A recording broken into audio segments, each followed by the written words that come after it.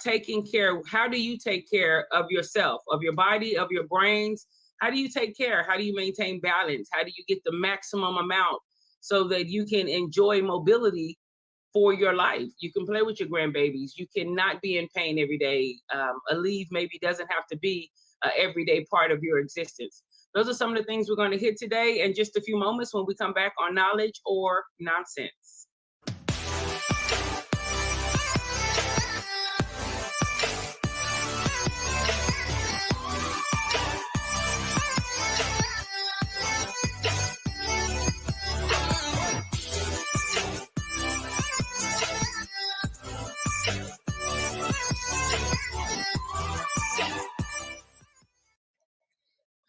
Hello. Welcome to Knowledge and Nonsense. Susan and Allyn, how are you guys doing today? Very well. Thanks. Very well. Yes. Good. So listen, we have a taking care series we've been doing throughout the month of March, just taking care of things inside of the department. And on the weekends, we talk about taking care of things that are outside of the department, whatever those things may be. And today we're talking about like body, mobility, things you can do to have peak performance with your brain, with your body, with your balance, things like that. And so I'm very excited to have both of you on. Both of you can speak to areas like that and help our community. So when, like, one of the things I noticed last week with my co-host who's not here, we miss you. Can't wait to see you again. I know you're out there doing whatever it is you need to do, making it happen, but I'll be so glad to see you when you join us again.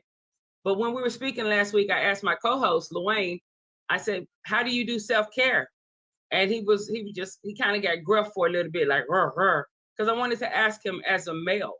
And so I want to ask you, Allyn, when you hear the term self-care, like what comes to your mind?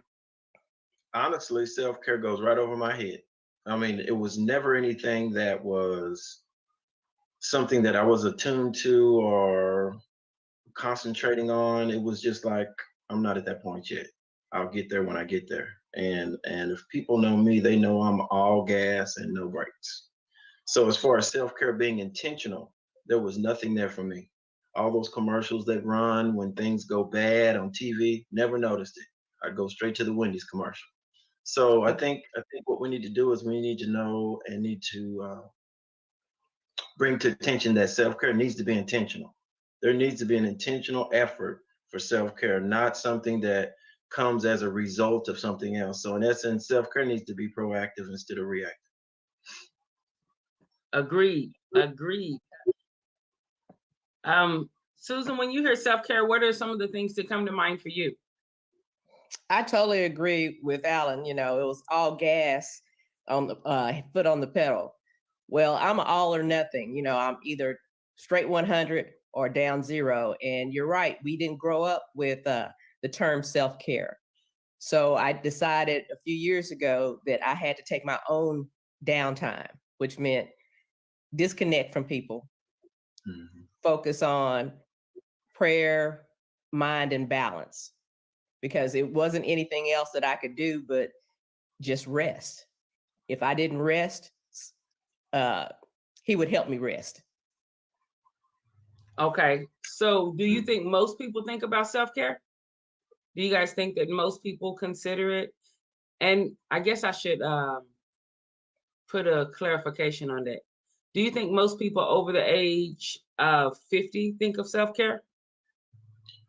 They don't think of it. They're forced to act upon it because, like I said, it's a react thing. It's the same analogy as a car. We don't think about maintenance as far as things we need to do until that little light comes on. Then, okay, we're going to wait a little bit longer. Okay, it just came on, so I can drive it a little bit further. But we're going to have to deal with that car, whether it's through maintenance or whether it's through repair. And we know repair is much more expensive than maintenance. And I think we do the same thing with our body. Come on. For me personally, I was thrust into a change because I had 50 years of no health issues whatsoever. And then 4 years ago, my father, who was sick with dementia for a minute, my mother became ill. So I was thrust into a caregiver position.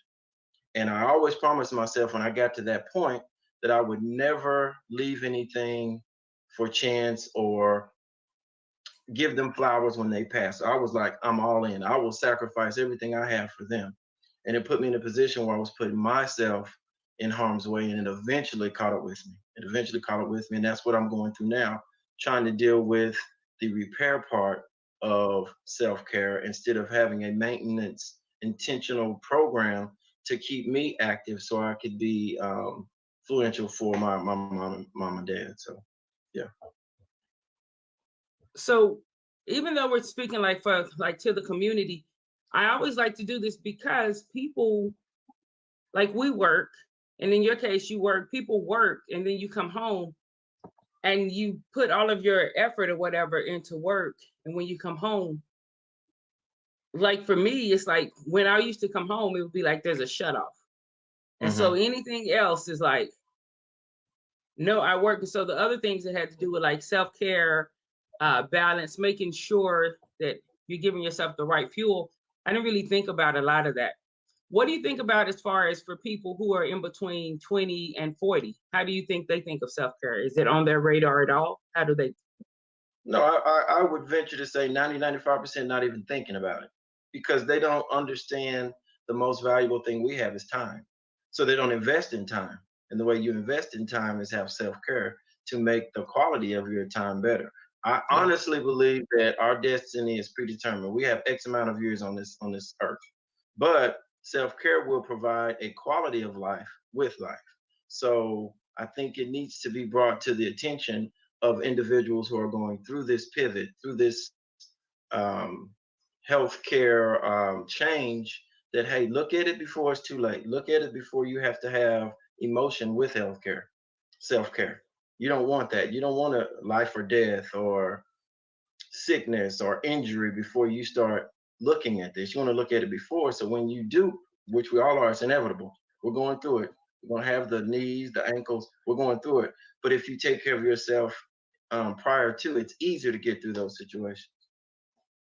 All right. So can we just for a moment, maybe, I don't know what age men, but maybe from younger men, even all the way up to older men. This is all you, Mr. Richardson. I don't want to use the term self-care because I asked a good friend of mine about self-care this week, and my friend was like, "You mean a pedicure?" So it kind of Right. let me know that sometimes men, not all men, because I'm not a man, I don't know, but they Mhm. may think of self-care as something that like a girls day or that women do. And so since we're talking about our bodies, our brains, things like that, our bones even, what Correct. are some things that you might encourage a male to do at different ages? Well, I think first of all, you have to be spiritually set, because if your mind is not right, your body will follow. You have to understand that we are not in control.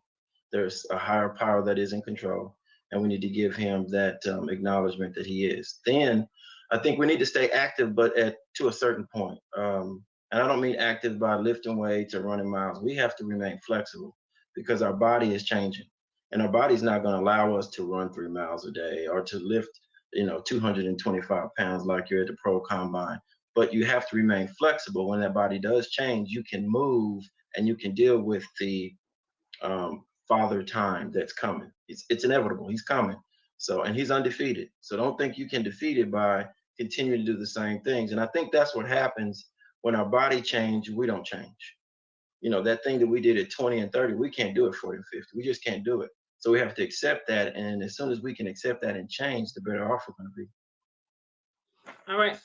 Now, Ms. Hunter, Susan, you actually work with people. I want us to see, I know that you work with people and you help individuals maybe post-injury or post-procedures.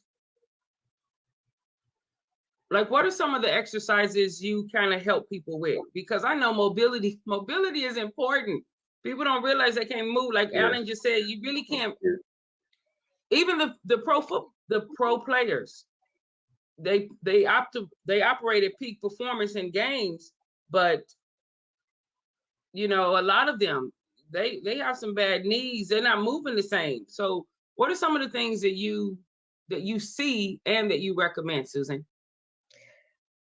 Well, Sharon, a lot of times I like what Donnie said. She recognized 40-year-old needs. That's when she started self-care.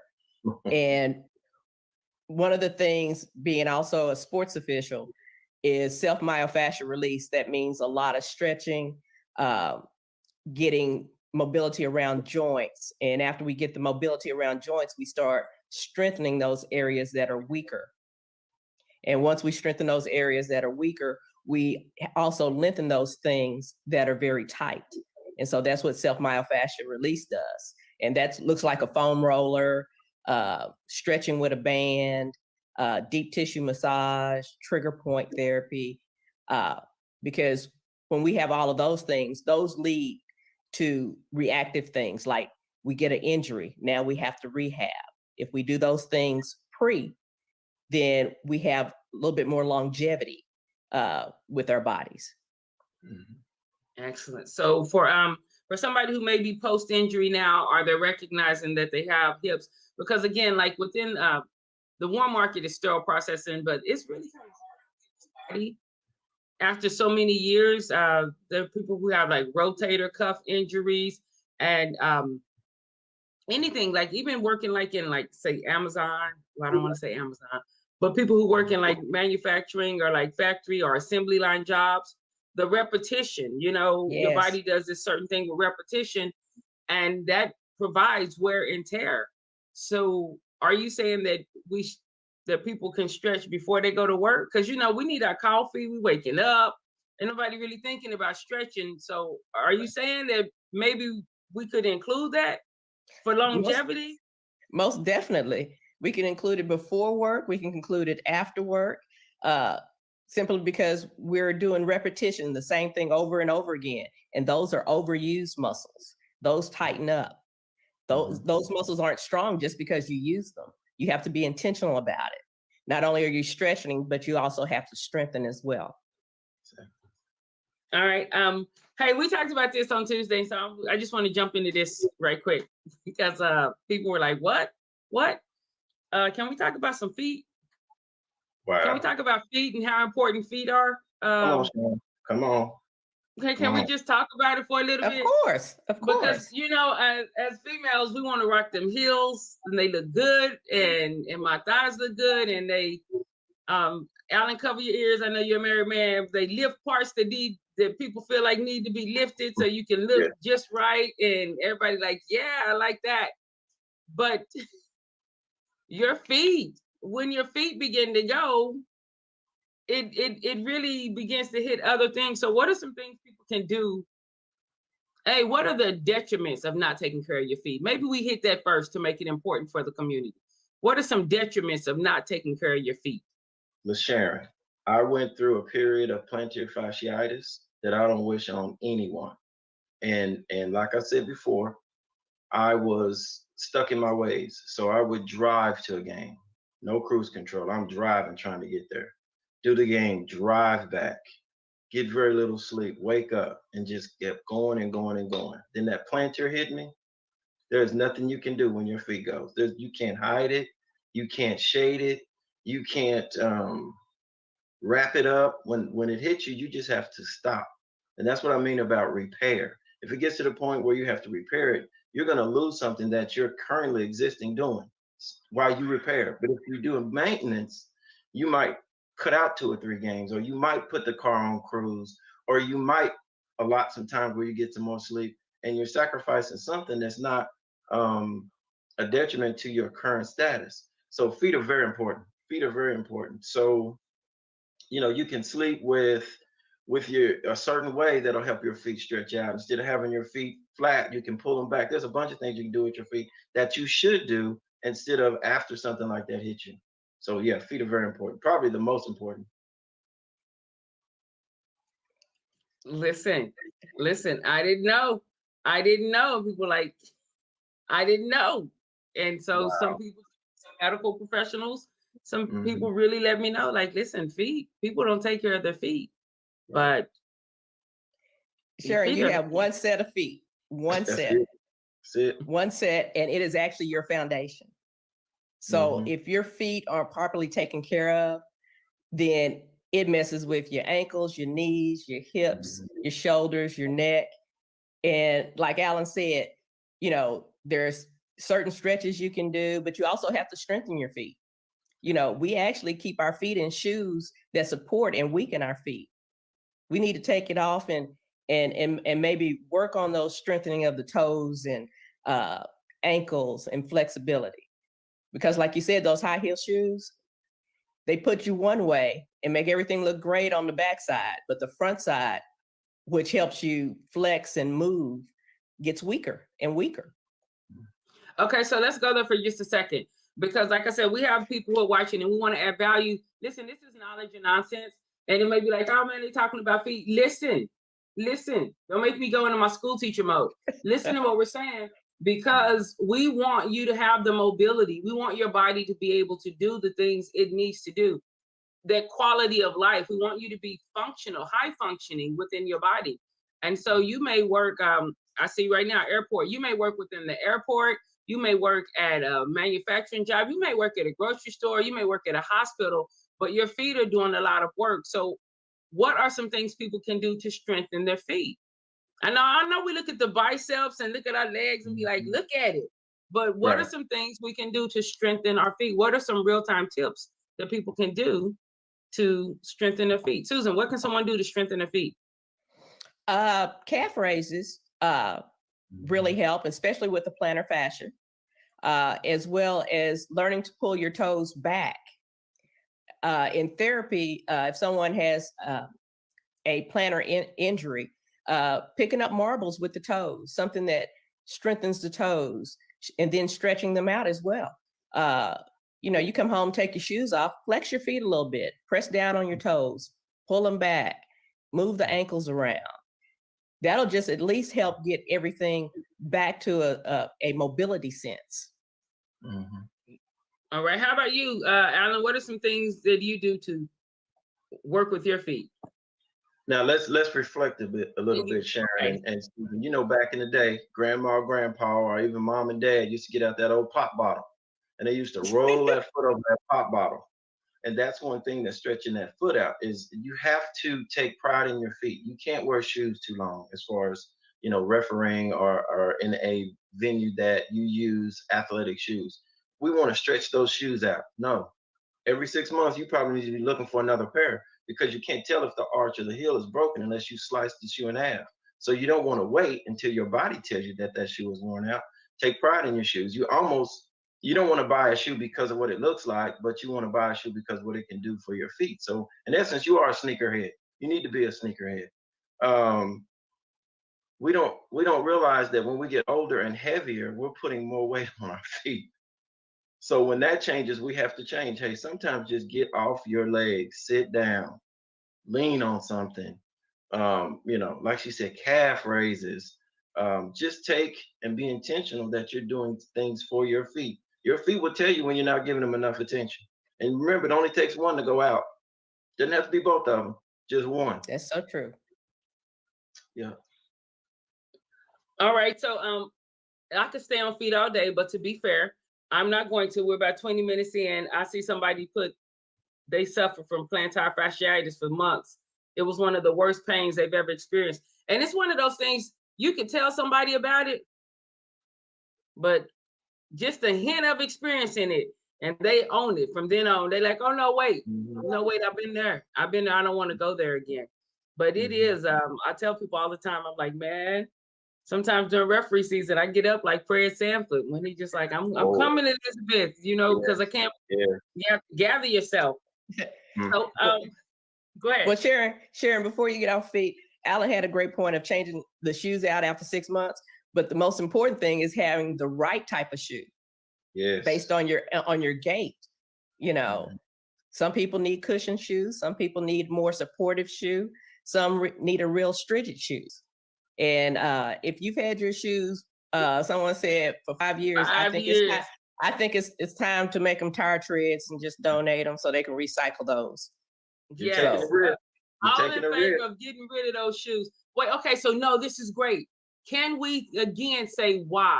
Because most people look at a shoe, they visually look at it and they say that's still good, but it's not about the look. It's breaking down. What did you say, Allyn? As far as like, can we just Can we You share don't, you why that we believe this you person don't should know change if out the shoes? you don't know if a shoe is supporting you or not because it's inside a cavity that the only way you can tell is if you slice the heel open and it comes out crumbly, there is no support. You always need to make sure that your arch has support because back in the day with the pop bottle, they said, "Boy, my arch is falling." Well, that's basically plantar. That's what it was. So you don't want to take a risk with your feet, just like you wouldn't take a risk with your car not having an oil change. The light didn't come on, but you still haven't changed your oil for 20,000 miles. You don't want to take that risk. It's not worth it. The consequence is not worth it. So just get some more shoes. Get some more shoes. Yeah. Don't get Get a some big shoes. rope. Get some more shoes. Yeah. Listen, D. I know you like, but they have this, or they have that. Get some shoes. If you cannot afford this person, I believe, can't afford shoes. But maybe you can't afford the shoes for whatever reason. Maybe you just think you can't, or maybe it's like, man, they still look good. I just can't let them go. Go get you some insoles. Go buy something that's going to support your foot, because I'm telling you, if you only go with looks, you'll be like, man, my knees hurt. I'm on my things all day. And you can feel that thing. And we don't want you to feel it like that. So yeah, I won't stay on shoes, but if you're rocking the same shoes for 5 years, especially if you're wearing them every day, trust me, those shoes are gone. Those shoes are gone. They're gone. He actually, this gentleman actually said, tried all the others. They don't last. They're not, Allyn, can you go back on that? Because they're not designed to last. Exactly. Just because they look like they're lasting, shoes are never designed to last. Go ahead, Allyn. Let me hush. Correct. It's just like tires. Tires aren't meant. That's why they have a disclaimer on how many miles, because they're gonna break down, just like shoes are gonna break down. But what we have to understand is it's not up to the shoe company to tell us. That's why we're here trying to let you know that the shoe is gonna break down. 50 years, no injuries, 35 years of refereeing. I'm telling you, I have a number of shoes that have gravitated from the court to the front yard. I cut the grass in the shoes now. Their time is gone. They have a new existence, and I can't afford to put my feet at jeopardy when now we're putting a monetary value on your feet. Just like work, you're putting a monetary value on it. If you're at work and you can't work because your feet are gone, the company's not going to feel sorry for you. They're just going to find somebody else to replace you with some new shoes. Yes. And I want to say this, you said something when you were in there. You actually said they're like tires. And so I just want to repeat that for my folks on the East Coast and on the West Coast, or maybe people who don't have to drive as much because you have a great, the subway systems and train systems. On a car, your tire has something that's called tread life. It is the shelf life. Shoes do also. Just because they look good and you're like, they're still good, they're not good. What they're breaking down, it's not when the shoe itself breaks down, it's breaking down and putting extra demands on your body because you're not changing that shoe out. It's not designed for 5 years. Trust. So if that's hard for you to wrap your mind around, it's okay. Just begin to think of it differently. Please begin to think of it differently, because if you wait until it hurts, that's like waiting until your engine light comes on. My friend who's a mechanic, he called them idiot lights. And I was like, my light's not on. And he told me, he said, Sharon, they call those idiot lights. And I was like, why do they call them idiot lights? He said, because only idiots wait for them to turn on before they do what they need to do. If you're waiting on your oil light to come on every time, you're destroying your engine. And I was like, nah, you know what? I blew up the engine. In that, and it was a whole different story when they put the price tag on that engine than had I just gotten that $30 oil change. So I just wanted to share that. Now I think we're gonna come off shoes. Carter says, yep. So listen, we have physical people on here like saying yes to the shoes. And for my folks out there in still processing world, my heart, listen, man, you do all that hard work, you're doing great stuff, you're helping people, patient care, patient safety. Don't let your feet be the thing that knock you out the box and have you have hip surgery or knee surgery or just different things. So let's go back to this. Can we talk about brains for just a second? I know we're deep on the shoes. I want to come out and take just a few minutes to talk about brains. What are some things we can do to improve the functionality of our brain? Are there certain, it's something we can eat, amount of rest we can get. Susan, tell us, what are some things people can do to maintain the brains? Well, one thing, when you said sleep, we just don't get enough of it. We don't shut down. We leave the TV on, go to sleep. We leave the computer light on and try to go to sleep. And that's just not possible. Our brain never shuts down in that instance. Cognitively, if we're seeing a decline as we age, things like board games, card games, anything that is out of the usual thing. We drive the same way every day to get home, generally. Try a different route sometimes. Challenge your brain. Don't be on automatic pilot all the time. Exercise. Exercise is a great thing, especially as we move in this world of being inside so much, having to get out and exercise, whether it's water activity, even fishing. You're not getting in the water, but you're calming your brain. You're relaxing. And that's a lot of benefit for a lot of people. You do things in reverse order. When you do things in reverse order, it challenges the other side of your brain. Wow. I don't know if you remember the Simon Says. Anybody ever had a Simon Says little light game? And the lights came on in a certain sequence, whether fast or slow, and you had to repeat the sequence. Things like that. Things like that challenge our brains to think about a different sequence all the time. There are some things we need to stay in sequence on, and then there are things that we need to challenge ourselves to stay sharp. Read a different book. Read something you don't understand for a better understanding. Listen to different music. That's good. That's good. That's good right there. There's some nuggets on knowledge and nonsense. Y'all better get it. That's good right there. Yeah. That was good. Even the driving home a different way. You know what? That's true, because there are many times I come home and I'm like, I don't even remember the trip because it's on autopilot. It's on autopilot. That's good right there. Nuggets. How about you, Allyn? Anything you can think of that? I want to thank Susan. I wish I would have had that 20 years ago. I might not be in the situation I'm in now. But first thing, as far as sleep, I was always prided on. People used to say, Allyn, you can do so much with very little sleep. And I used to take pride that I didn't have to sleep. And so I negated that for years, not because of just for that reason, but I thought sleep was secondary.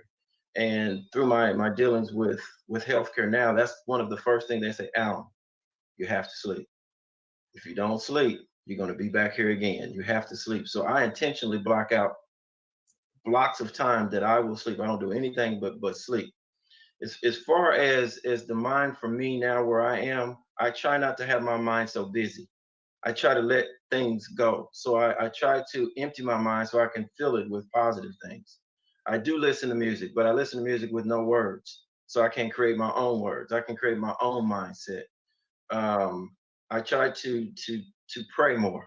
I try to meditate on positive things. I try not to watch as much TV, to listen to the same songs with the same words, because you're going to get the same result. I'm slowing down and I'm looking at the scenery now, because it's always been there. It's just a matter if you're going to acknowledge it or not.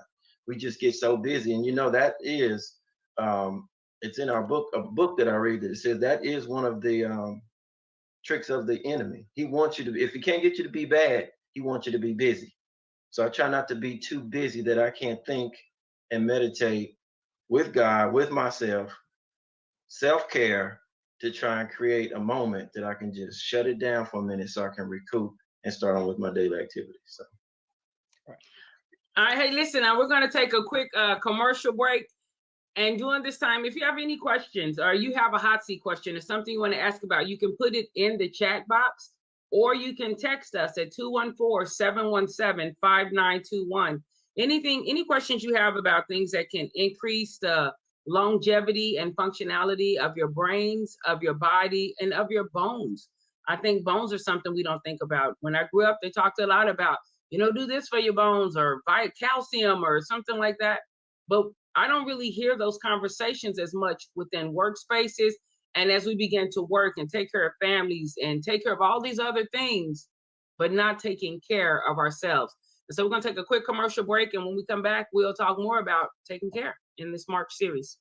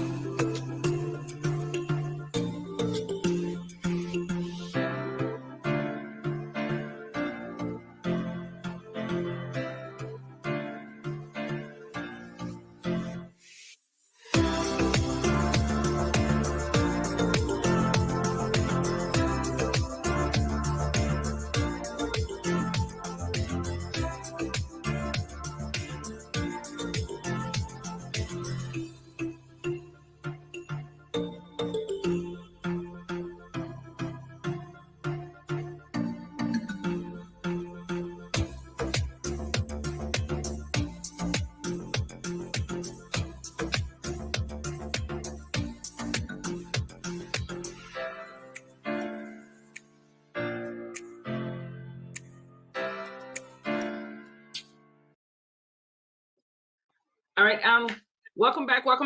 Let's hit bones for just a second before we go give people some tools on how to recoup. Bones, do you guys do anything like for maintenance of bones? Anybody? Well, when you talk about, Go ahead. Susan. Okay, thanks, Allyn. You know, weight-bearing exercises, whether it's body weight exercises such as squats, I call them sit down, stand up, for especially older adults, because when you say squat, it scares them. So sit down, stand up, any kind of strength training. So doing strength training helps strengthen the bones, as well as you mentioned earlier, Sharon, you know, the calcium. Vitamin D is really lacking in our population, just because we stay inside. And that, you know, is a catalyst with the calcium and magnesium to help keep bones strong. So a lot of us are deficient on vitamin D. So if we don't get out in the sunshine, more than likely we have to have a supplement because we have a deficiency. And that's just overall what the studies have shown. But with bones, we definitely have to do strength training. You know, they're finding that people focused on cardio training for so long that they neglected the strength training, and their support system started failing. Osteoporosis, osteopenia, which is the precursor to osteoporosis. People sit at desk all day with a curved back like this. And so if you sit with a curved back, then, you know, your spine is just, you know, starting to shorten and not elongate. So it doesn't breathe in between the bones. You know, there's no cushioning. Where are you cushioning out? When we talk about the knees, and I think someone mentioned the hips, had a question about the hips. We're a forward walking population. We don't move sideways. So we need to work on moving sideways. We need to move, turning around, pivoting. When we go upstairs or downstairs, or just a different way, because if we move the same direction all the time, we're training our bones and our muscles a certain way, and we're neglecting others. So definitely strength training, but moving in all positions, multi-planner. You know, we pick up things off one counter, turn around, put it on the other counter, especially in sterile processing. And you have to move left, and you also have to move right, as well as backwards. Okay. Okay, so you're saying the repetitive motion, you're saying like deviate, like do something? Most definitely. Okay, I just wanted to be clear. I'm like, what? That's a lot of movement. Yes, because if I'm moving a box from my left to my right all day long, and I move 100 boxes every day, and then by the end of the week, you know, I've moved close to 700 boxes going to the right side. I've never gone to the left. I'm just moving one direction. So that causes an imbalance on my left side. I'm not moving to my left because all my workstation causes me to move one direction. So I need to focus on moving the opposite direction. Who thinks about that? Who thinks about that? If you think about that, put that in the comments. If you literally consciously and intentionally think about the fact that I've been doing this the exact same way with the same movement, and now I'm going to do it the other way. If you do that and you actually do what she just said right now, please put that in the comments. I promise I got something for you. You deserve a reward if you're doing that, because I never even think about that until you just said it. I'm not even cognizant of the fact that I'm doing this. I'm like, this is the way I know how to do it. And productivity means I can push more out this way. And my productivity is going to be like, boom. I'm not thinking about the fact that over the course of 5, 10, 15 years, me doing this, one side is going to be like, yeah, I got it. And the other side is going to be like, wee, all the way home. You know, that's crazy, but that's real. That's real. That's real. Allyn, you have anything you want to say about bones before we move to some of these other questions? I think just like Susan stated, it's really a fear thing that we don't use weight-bearing activities because we don't want to go in the gym and show our vulnerability that we are weak to the Rocks and Arnold Schwarzeneggers that are in there lifting all of these plates and all of these things. But it doesn't take all of that to do it. Like she said, it just takes weight bearing. That's all it does. And then when you're dealing with weights and more so free weights, you can determine if your left hand is stronger than your right hand. And it makes you lift even to get that equilibrium where both sides are equal. Boy, going Form up the is stairs, important. don't take the elevator. Go up the stairs. Go down the stairs, but don't go up the same side. Start with your left foot instead of your right foot. Yeah, the totality of your body, man, it'll tell you if it's out of whack or not. It'll definitely tell you. All right, so I know we have some people on here who have already experienced injuries, or they know someone that has experienced injuries. This is a taking care series, guys. The month of March, knowledge and nonsense. We're just talking about ways to take care. No, you know what? Before we even go into the rehab part and saying what they can do after they've experienced it, I know somebody's looking right now. This question is just for you. Carter says yes. Always take the stairs. Yeah, and I mean yes. Oh, I don't always take the stairs, but yes, Carla, I get what you're saying. And I'm inspired to take the stairs now as I'm looking at your comment. Let's say right here, when you have an injury, how important is it to actually do the recovery time? You know, sometimes we feel like, well, I feel like I can do it. And so we don't. Can we just encourage people to take the time to recover? Because this right here talks about your brain. This is where your brain and your body actually can work against one another, because your brain hasn't learned how to sit and be still yet. Now you're going to damage your body because you want to still get up and move like nothing happened. And that is jacking you up for the future. Please hear me. Sit down, fully rest. So that's my take on it. But you guys are the experts. And Susan, you have quite a few initials behind your name. After we answer this question, I'm going to ask you to talk about these initials, because how important is it for people to like do the recovery time? Say you have a procedure, you need to recover, or say you sprained your ankle. Like, can we help me, y'all? Do y'all understand my question? Allyn, help me. The first thing you have to do is you have to be honest. I'm hurt. I'm not 100%. You have to be honest with that first. Then you have to go get adequate counseling on what is the problem. Don't do the self-analysis. Don't go by what grandpa said. Let's shake it off. Let's rub some dirt on it and let's keep going. No, it doesn't work that way. You have to make sure that you take your time in rehabilitation, because if you don't, you're going to create a pregnant problem. You're going to have a problem that creates more problems. Then you're going to be worrying about the problems that they created and still the initial problem. And you're going to have existing problems for the rest of your life. You got to be honest that I am hurt. And you have to be willing to swallow that pride that you never would be hurt, because it's inevitable. It's coming. It's coming. So when it comes, you have to learn how to deal with it. And like I said, it's a mental thing. Dealing with COVID, going through COVID, I've heard about it. You know, we see people suffering from it. We've heard the disastrous statistics, but until you go through it, because it's exclusive to you, you don't know what it does to you and your mental psyche. Then what people don't understand is after you supposedly get through with it, there's residual things that are still happening to you. That has happened to me, and it was more serious than the COVID to begin with. So I have to say, okay, Allyn's not invincible. I'm sick. Now I'm ill. So I can't do this, I can't do that. And luckily I have a beautiful wife. She said, you're not going to do this and you're not going to do that. She gave me some spouse care, if you want to call it that. And she made me not Amen. be strong. She made me sleep. She made me do this. She made me do that. And it's helped with my recovery. So Yeah, you definitely have to recover.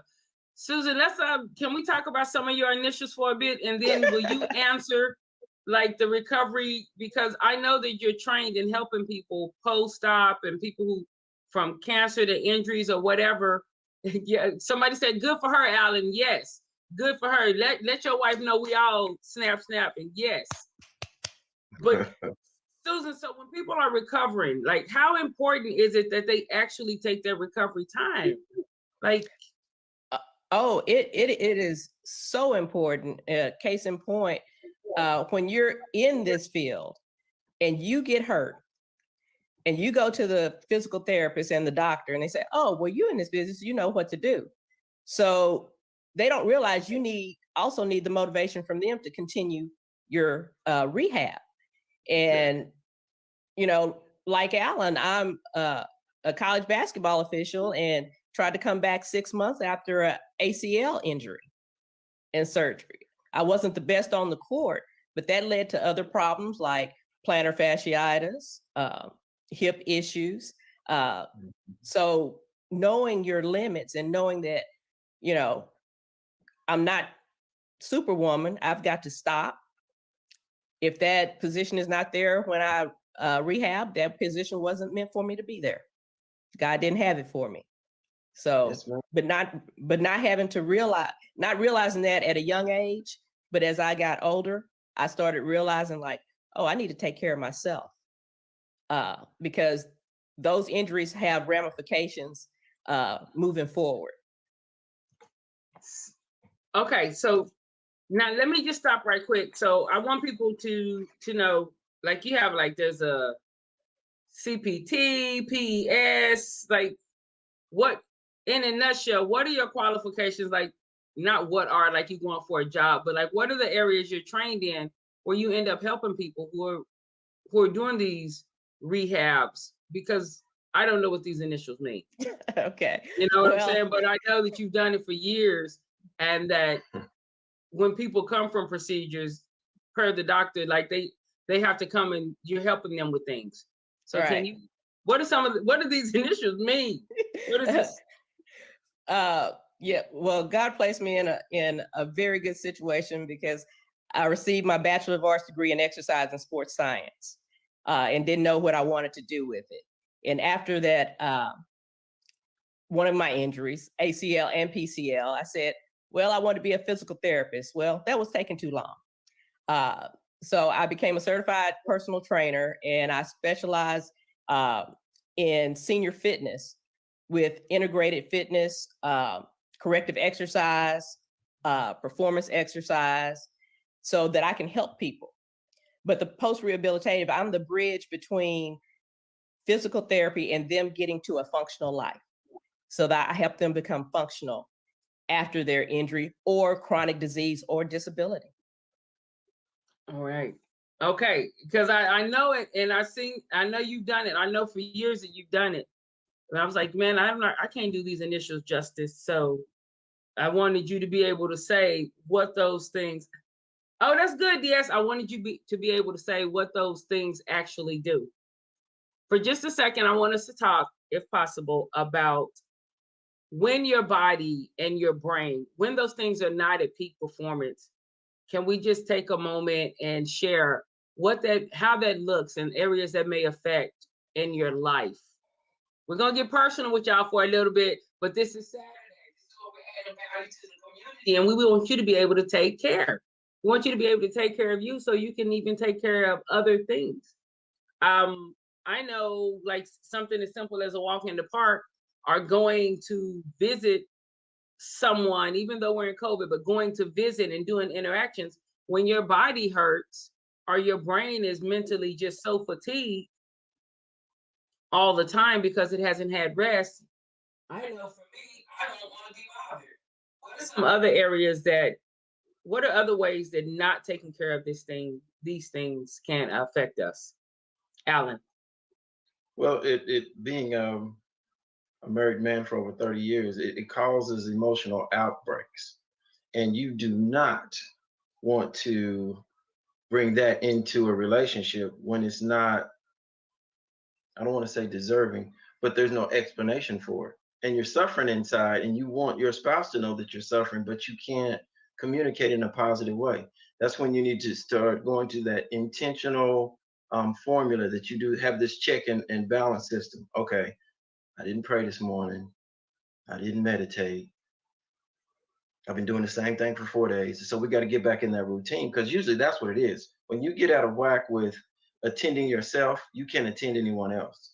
Um, it's hard when, and as a referee, we're all prideful. We think we're invincible, that nothing's going to happen to us. And I think it takes us as a community longer to recognize these things, because that's why we're successful at this particular avocation, is because of that DNA that we have. So I think we need to make sure that we have a mindset that we're all vulnerable. We're all vulnerable. And then if we can quickly adapt to that sooner than later, we'll have better success sooner than later. Okay, now I just have to come back on this, because peak performers would be like, they don't want to be vulnerable. So even what you're saying right now, we work to be invulnerable. We work to be super strong. And so I'm not a man, so I don't know, but I hear what you're saying. But for some fellas out there, they may not be responding to we're all vulnerable. Are there some things that they can, but they are vulnerable? Never mind. We don't even have to gas it. The fact is, you have to take care of your body. You have to take care of your body and your brains. You know what I'm saying? And your bones. Or it will affect you. It doesn't matter how much money you have or anything like that. The money will be going toward surgeries, toward medication, toward things to alleviate situations. And as you said, Allyn, earlier, conditions that have now become existing because we did not allow it to repair itself. What was meant to be a repair situation is now a coexisting type of thing. So never mind, I back all the way up off of that. LaSharon, where we lose it is we think it's ours. This is not our body. This is not ours. And if we look at it like we're a steward responsible for it, it puts it in another perspective. Like, this is mine, I can do what I want to. No, it's not yours. You're supposed to be responsible for this. So if we take like a home, we're going to do certain things for that home to keep the upkeep. Even though we know it's a home, but we have to keep it up. We can't take care of the carpet because the carpet is a separate entity. It's a piece of the body. If we look at it like we don't have total control of this, somebody else does. They've given me an opportunity to take care of it. I think it puts it in different perspectives, and we acknowledge things quicker. But if we just say it's mine, like those are my shoes, I'm gonna keep them for 5 years. But no, those are you and your wife's legs, because they are providing income for both of you. You look at it differently. So that's good. That's good. You and your wife and your children. Yeah. That's snap. That's good. That's really good. All right. So along those lines, we have about 10 minutes left. Let me, you know what? I want to take this moment. Let me do this commercial break right quick, because we want people to come on down here to Dallas. So look, and people. No, not yet. Y'all just stay with me. Y'all so good. You like whatever you want to do, Sharon. Yeah, but not yet. Right now we do have folks watching everywhere from the East Coast to the West Coast, LA, all the way to DC, Philly. What would we say to the people? It's three things I want us to hit. What would we say to the young person, to the person recovering from injury, and to someone over 60 who are taking care of themselves? So right now, let's hit the person over 60. What would we say to someone over 60 who is wanting to maximize the longevity of their brains, their bones, and their body? Susan, what would we say to them? I came right to you. I know you did. What would we say to them? That you can always improve. Until you are no longer on this earth, you can continue to move and improve. If you want to functional life. You want to play with your grandkids. You want to travel. You just want to live on your own independently. Just start with the small things. Start out walking. Start out meeting friends for now that we're almost out of lockdown, for games and activities. But also take time for yourself. Things we can't control, we have to have peace about it. If we can't control it, what is in our sphere of influence that we can control? And we control that and be at peace. A lot of times we worry about things that are in the future. And that actually, have you seen the decline of the people over 60 that have been isolated? Before COVID, they were very active and great, but their mental decline, because they had no interaction after even about 2 weeks, just started going downhill, even with the Zoom. But that mental decline is as long as we have human interaction. And not only that, I love Allyn when he talks about prayer and meditation, because that's primary. That's not even secondary. All other things are secondary. But having prayer and meditation, because that gets you to focus on something outside of yourself that you can't control. We are stewards of this body, but you can't control what happens in the world, but you can control what happens to you. Excellent, excellent. Snaps. Allyn, what would you say to somebody recovering from injury? Live forward, learn backwards, stretch, and drink water. Drink. One more time. That was good. I need to type that in. Water. You always want to live forward. We know that we can't control what has already happened, but we can learn from it. So you live forward, learn backwards. You want to continue to stretch. If it's just bending over, tying your shoes, or sitting down and stretching and tying your shoes, stretch, and drink water. Now, I have a question for Miss Susan. I have had multiple people tell me different things about how much water do we consume.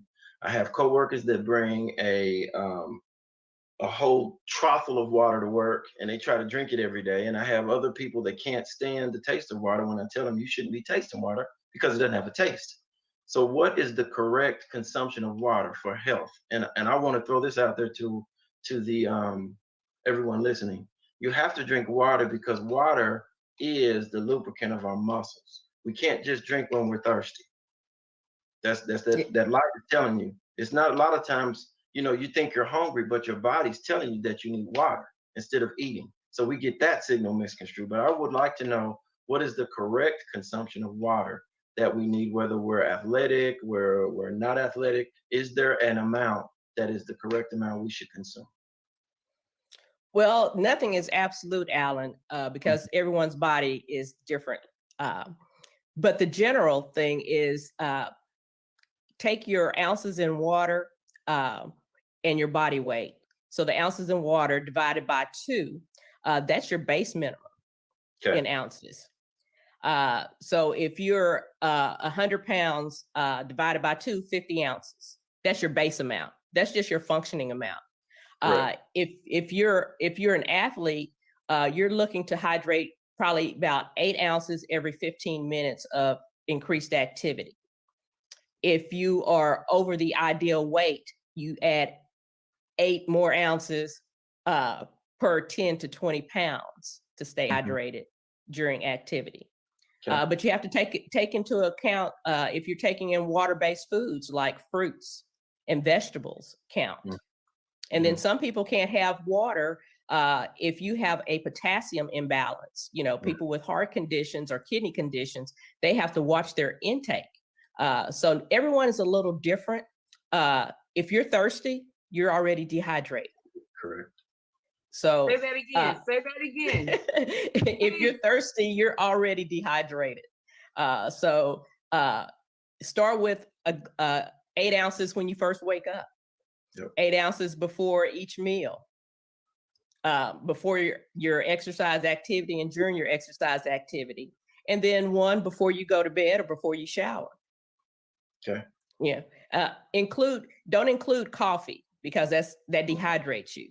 Right. But non-caffeinated things like green tea, carbonation dehydrates you. So the sodas or any carbonated water dehydrates you. So people that do the fizzy water with the fruit, that really actually dehydrates you, even though it tastes good. Just throw some fruit in plain water. Would help you.